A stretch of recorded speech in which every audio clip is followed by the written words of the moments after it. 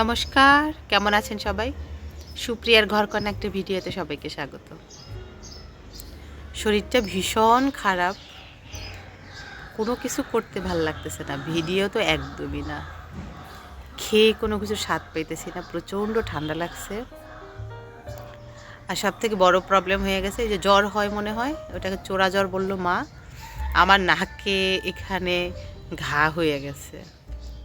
যাই হোক, এই জন্য তার জীবন থেমে থাকে না। হ্যাঁ, আমার ভিডিও একটু ইরেগুলার হয়ে গেছে। যাই হোক, চলুন এখান থেকে ভিডিওটা শুরু করছি। মাকে বললাম কি খাবেন সকালবেলা, উনি বলল যে শুধু একটু চিড়া দাও, আমি কাঁচামরিচ দিয়ে খেয়ে নেব।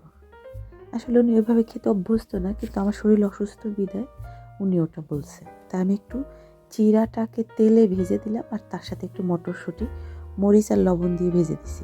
এটা একেবারে খুব মনের মতো করে খাবে, আর উনি খেয়ে দিয়ে ঠান্ডা থাকলে আমারও ভালো লাগে। আমি একটুখানি গরম জল করে নিয়ে আসছি, এর মাঝে একটু আদা লং দিছি ব্যাপার নেওয়ার জন্য। এটা নিলে আমার অনেকটা ভালো লাগে। মা ওখানে খাচ্ছে আর আমি বসে বসে এটা নিচ্ছি। মা বারবার বলতেছে তুমি কিছু খেয়ে নাও। খাবো, কিন্তু নিজে একটু স্যাটিসফাই হয়ে তারপর। সকাল দিকে স্নান টান করে না অনেকটা ভালো লাগে, কিন্তু এই দুটোর পর থেকে না শরীরটা কেমন যেন আস্তে আস্তে খারাপ লাগে। তো আমি ভাবলাম এই টাইমে যেহেতু ভালো লাগতেছে, দুপুরে একটু রান্না করি। মা বলল যেহেতু এত ঠান্ডা লাগছে আমার কালিজিরা আর সরিষা খাওয়া উচিত। তাই ভাবলাম ঠিক আছে করি। নিরামিষ কিছুই করবো, মাছ মুছ ধরতে ইচ্ছা করতেছে না। স্যারে একটুখানি দুধের ছানা করে দিয়েছিল, সেটাকে আমি রেখে দিয়েছিলাম। সরিষা দিয়ে একটু ছানার ঝাল করে নিলাম। এটা তারা খাবে কিনা জানি না, কিন্তু আমার কাছে ভালো লাগবে মনে হয়। যা রেডি করে রাখলাম, দেখেন কখন খাই।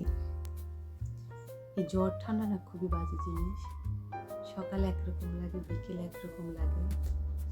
সব ধরনের ওষুধ খাওয়া যায় না, ওই নাপার উপর ভরসা করে রাখো। এত খারাপ লাগতেছে এখন, কিছু খেতে ইচ্ছা করতেছে না। আমার শাশুড়ি শুধু বলতেছে একটু নুডলস খাও, তুমি ঝোল ঝোল নুডলস খাও, ওইটা খেলে ভালো লাগে। তুমি তো রান্না করে যে কিছু করতে পারে না বলে আমি করে দিই। ঠিক আছে, আমি একটু বিরক্ত হইয়া করে আনছি, এটাও খেতে ইচ্ছা করতেছে না।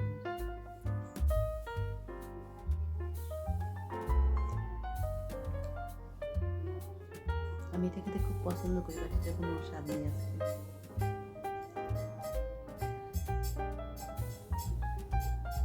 রত্না দিয়ে আসছিল, থাকার মতো উপায় নাই। উনি বোনের বাড়ি গেছিল, এখান থেকে আসছিল, চলে গেছে। যাওয়ার আগে জানেন একেই হয়তো বা ভালোবাসা বলে, সবাই খেয়ে দিয়ে যে থালা বাসন রেখে দিয়েছিল সব ধুয়ে দিয়ে গেছে। আমার বলতেছে রাতের রান্নাটা করে দিয়ে যাবো কিনা। না, বললাম না দরকার নেই, রাতে শুধু একটু আলু সিদ্ধ আর ভাত করে নেবো, ওটা ওরাই পাবে, আমি করে দেবো, মা মাইকে দেবে বা সারে মাঝে। অসুস্থ হলে না মাকে খুব মিস করি।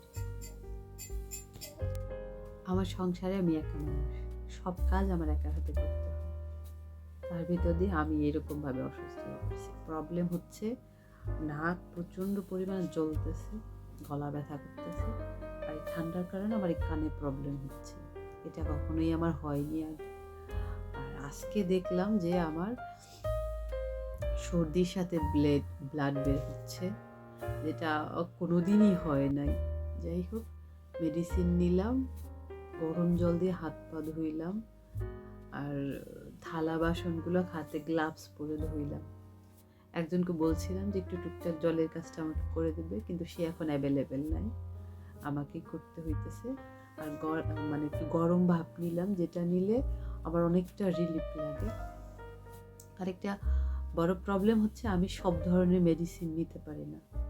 আমার মেডিসিনে প্রচুর পরিমাণে একটা সাইড এফেক্ট আছে, অন্য অন্য প্রবলেম হয় তখন, তার জন্য আমাকে একটু বুঝে শুনে ওষুধ নিতে হয়।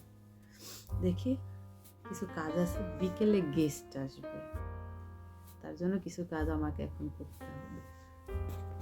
এই গেস্ট আসবে অনেক আগেই ঠিক করা ছিল, তা কোনো ঝামেলার মধ্যে যাইনি। গেস্ট এসে বলে কিছুই করার দরকার নাই। আমি প্রেসার কুকারে 2টা আলু একটুখানি সিদ্ধ করে নিছি, আর 2 পিস মাছ ভেজে রাখছিলাম, সেটা দিয়ে একটা পুর বানিয়ে নিছি ঝাল ঝাল, আর একটুখানি আটা মেখে রাখছিলাম যাতে একটু নরম হয়। তো আমি এখন আলু আর মাছ দিয়ে যে পুরটা বানাই এটা দিয়ে পুরির মতো করব। এটা বেলাবেলির ঝামেলা ছাড়া আমার কাছে মোটামুটি পুরিটা বানানো থাকলে খুব সহজই মনে হয়। তার জন্য এটা করে দিচ্ছি, বেশ কিছুটা ধনে পাতা দিছি আর কাঁচামরিচ দিছি অনেক বেশি করে। সে বলছে একটু ঝাল ঝাল করে বানিও।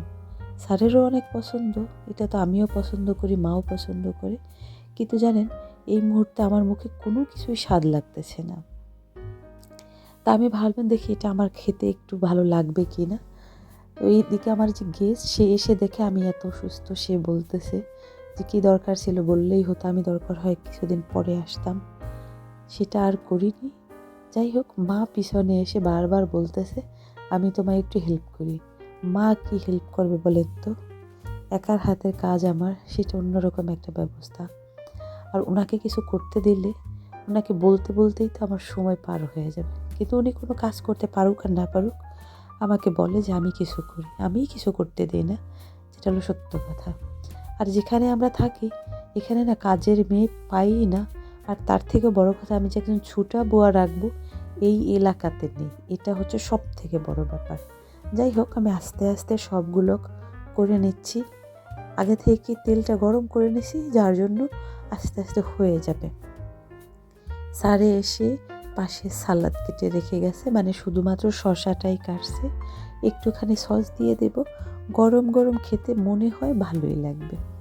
আর খুব কম কোয়ান্টিটিতে করতেছি, যাতে এটা নিয়ে আর কোনো আমার সমস্যা না হয়। এই মা তো অন টাইমে কিছু খেতে চায় না। যদি এই রাতের বেলা দিই তাহলে হয়তো রাতের খাবারটা খাবে না। দেখি উনি কী করে। আর আস্তে আস্তে না আমার শরীর এনার্জিও কমে আসছে। বললাম না তখন দুপুরের পর থেকে না খুব খারাপ লাগতেছে। যাই হোক, আমার কণ্ঠ অনেক বেশি খারাপ হয়ে গেছে, হয়তো অনেক কথা শোনাও যাচ্ছে না। যারা ভিডিওটা দেখবেন অবশ্যই ক্ষমা সুন্দর দৃষ্টিতে দেখবেন। আর আপনারা যেহেতু আমার ফ্যামিলির লোকজন, তারা অবশ্যই বুঝবে আমার এই ব্যাপারটা। এই তো কথা বলতে বলতে পুরিগুলো ভাজা হয়ে গেছে।